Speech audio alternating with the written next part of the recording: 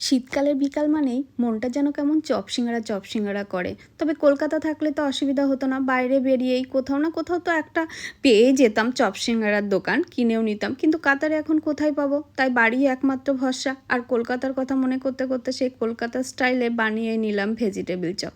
তো প্রথমে এখানে ধনে, জিরে আর একটু শুকনো লঙ্কাকে ভেজে নিয়ে একটু গুঁড়ো করে নেব। তারপরে এদিকে বাদামটাকেও একটু ভেজে নিলাম। এখানে একটা গাজর আর একটা বিটকেও একটু গ্রেট করে নিয়েছিলাম। তারপর একটা প্যান গরম করে আদা কুচি আর লঙ্কা কুচি দিয়ে আমি বিট আর গাজরটা দিয়ে একটু ভেজে নেবো। তারপরে দিয়েছিলাম একটা সিদ্ধ করা আলু ও একটু সাদা লবণ, একটু বিট লবণ, একটু গরম মশলা আর দিয়েছিলাম সেই ভেজে নেওয়া মশলাটা। এটা একটু বেশি পরিমাণেই দিতে হবে। দিয়ে ভালোভাবে কিন্তু মিশিয়ে একটা পুর বানিয়ে নেবো। আর সাথে দিয়েছিলাম একটু চিনি, একটু ভেজে নেওয়া বাদাম, ধনে পাতা আর দিয়েছিলাম ব্রেড ক্রাম্বস দিয়ে বেশ ভালোভাবে কিন্তু একটা পুর বানিয়ে ঠান্ডা করে নেবো প্রথমে।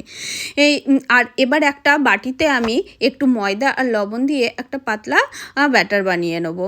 এবার একটা একটা করে আমি সব ভেজিটেবল চপগুলো বানিয়ে নেবো। আর এখানে একটা থালাতে আমি নিয়ে নিয়েছিলাম বেশ কিছুটা ব্রেড ক্রাম্বস।